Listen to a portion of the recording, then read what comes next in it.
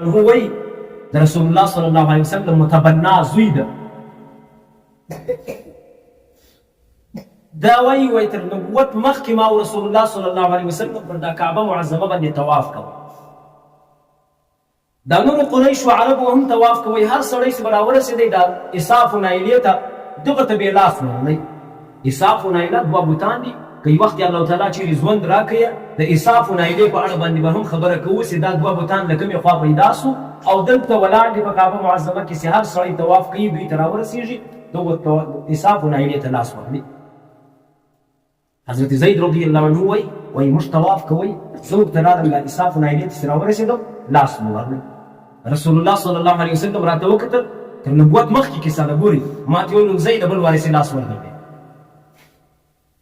ما فکر وکړی چې رسول الله صلی الله علیه وسلم ولې دونه بد یوړلو چې دوه وارې پر راوګرځېد ورته راورسېدو بیا مې لاس ورکړ. نبي علیه صلات وسلام داسې په خوشکه راته وویله ول زید ماته نه وې منع کړی چې لاس به نه ورړېده بل. دا دلالت پر دې باندې کوي چې رسول الله صلی الله علیه وسلم تر نبوت مخکې هم د بوتانو څخه نفرت درلودی. که ستاسو پرونۍ کیسه چېرې په یاد وي پرون چې په بصره ښار کې د ده یو سړي سره خبره واوښتله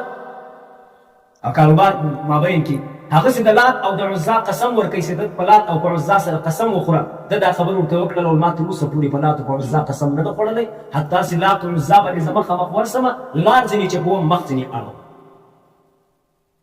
دا د رسول الله صلی الله علیه وسلم نفرت ده له لات او له عزا څخه. حضرت علي رضی الله عنه وایي رسول الله صلی الله علیه وسلم څه یو وخت کې چا پوښتنه وکړه ول تا تر نبوت مخکې د کوم بت عبادت کوئ؟ رسول الله صلی الله علیه وسلم ورته وویله ول ما تر نبوت مخکې یو بت هم نه د معبود جوړ کړی. ما د یوه بت عبادت هم نه ده کړی حتی چې الله تعالی زما په زړه کې دا راچولي ولو چې ما د بت څخه هم نفرت و له شرابو څخه مې هم نفرت و له زنا څخه مې هم نفرت و له غلا څخه مې هم نفرت و چې کومې نارواوې په اسلام کې دي د دغو ټولو څخه مې تر اسلام مخکې هم نفرت و. دغه حضرت علي رضی الله عنه روایت را نقل کوي د رسول الله صلی الله علیه وسلم وایي رسول الله صلی الله علیه وسلم وایي یو وخت کې ما د مکې مکرمې د خلکو پسونه کتل. ګورې یو نبي هم داسې نه ده تېر سوی چې شپني نه یې کړې شپانه نه یې تېر سوی. ما من نبي الا رعى الغنم حدیث کې راځي رسول الله صلی الله علیه وسلم وایي یو نبي هم داسې نه دی تېر سوی چې هغه دې غنم یعنې پسونه نه یې کتلې وزې دې نه یې کړې.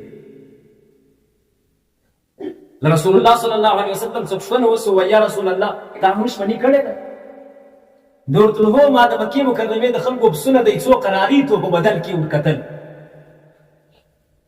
څو قیرات مې ځینې اخیستو د هغو په بدل کې مې د مکې مکرمې پسونه ورکتل د خلکو پسونه کتل. دلته په دغه حدیث کې حافظ تورپشتي رحمه الله لیکي وایي ډېر خلک داسې دي چې په دغه قراریت لفظ چې په دا حدیث کې ذکر شوی ده هغو خلکو دا فکر کړی ده او پر غلطه تللي دي. وایي قراریت په مکه مکرمه کې د یو ځای نوم ده. نبي علیه السلام وایي ما پر دغه ځای باندې دا پسونه کتل ځکه چې پیسې او اجرت اخیستل د نبوت خلاف دي. حافظ تورپشتي رحمه الله وایي ډېر خلک دا وایي پیسې اخیستل اجرت مزدوري اخیستل د نبي سره نه ښایي چې دی یې واخلي. نو دلته چې نبي علیه السلام قراریت ذکر کړی د قراریت د هغه ځای نوم دی چې پر کوم ځای باندې د پسونه کتلي دي. خو حافظ تورپشتي رحمه الله بېرته دا خرابه کړې ده وایي دغسې نه ده ځکه نبي خو انسان د آخر هغه انسان هم ضروریات لري هغه ته اجرت او پیسې اخیستل نه دي ناروا کاروبار ورته روا د نبي د رحم هغه نبي علیه صلات وسلام چې وایي ما په قراریتو باندې د دوی پسونه کتل د قراریتو څه مراد یې څو پیسې دي چې د څو په بدل کې ما پسونه کتل. خو خیر دغه ځای ته به راسو حضرت علي رضی الله عنه وایي رسول الله صلی الله علیه وسلم وایي تر نبوت مخکې ما د مکې مکرمې د خلکو پسونه کتل. یو بل ملګری هم راسره و. یوه شپه مې هغه ملګري ته وویله ما ورته نن د دا پسو خبر وساته د پسو باندې پیرانه ده زه به ولاړ سم مکې مکرمې ته څه کیسې به واورم یو خبرې و اترې به واورم لاړې سم تا ته بیا وم. وایي ته راته وصیي ته ولاړ سم زه چې راغلم مکې مکرمې ته په مکه مکرمه کې د سروز غږ راپورته کېږي غزلې ویل کېږي نجونې اوازونه. تنې مې وکړه دا څه کیسه ده؟ چا راته وویل دا د پلاني واده ده. زه هم ورغلم ورګډ شوم چې ته درځه. چې ورغلم هغه مجلس ته په هغه مجلس کې کښېنستم چې دا څنګه کښېنستم په دغه ځای باندې الله تعالی خوب راته راوستلی و بیده سوی. پر غوږو یې مهر رالګولی د نه مې درب اورېدلی د نه مې د یو ښځې اواز اورېدلی د بیا مې شی نه ده اورېدلی. سهار لمر راپورته کړم چې لمر راوختی هغه لمر زه رالویش کړم ایوه دومه شپه مې بیا ولا ملګري ته دا خبره وکړله ما ورته ویل زه به ولاړ شم که ستا خوښه یي څه کیسې به واورم هغه به درته راوړم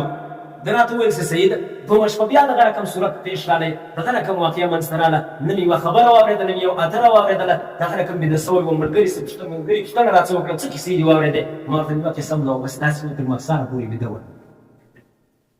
یعنې دا څه دلالت پر دې کوي چې الله تعالی تر نبوت مخکې هم د نبي علیه صلات وسلام زړه له ګناهونو څخه پاک وساتي ما هغه اوس که ستاسو بیان په شق صدر کې چې جبرائیل علیه صلات وسلام ورته راغلی هدی کوچنی ولو ماشوم ولو په بنو سعد کې یې جګر ورڅینې کوي زړه یې راویستی له زړه څخه یې دوې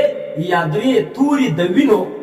نقشې چې وینې ولې هغه وینې یې څنګه راویستې جبرائیل علیه السلام دا وویل ول دا د شیطان حصه ده هغه د شیطان حصه یې الګ ته لازمېږي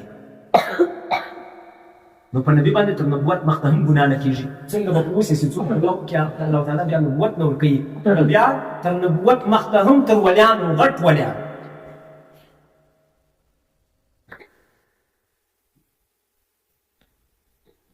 دا خو دا خبره شوه چې رسول الله صلی الله علیه وسلم تر نبوت مخته پاک او صاف ده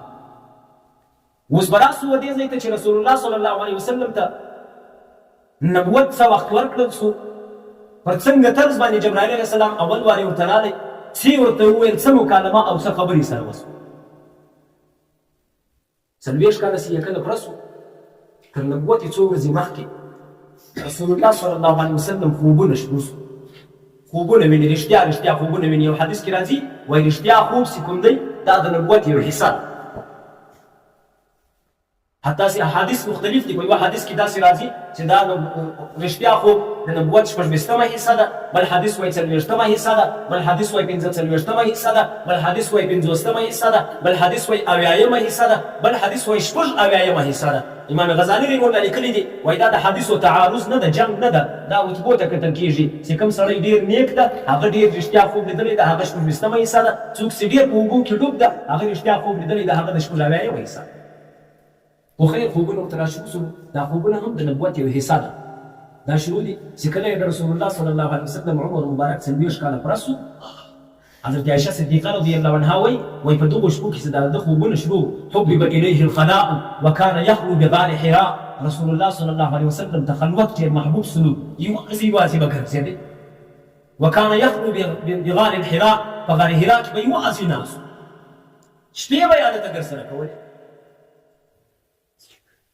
حقیقت کې ورته وګورو دا هم الله تعالی دې په یو طرز باندې کش کړی د غار حرا ته چې ته به راځې غار حرا ته په غار حرا کې به تا ته نبوت درکول کېږي غار حرا ته حاجیان صاحبان تللي دي هغو لیدلی د الله تعالی دې زموږ او تاسو نصیب هم وکړي چې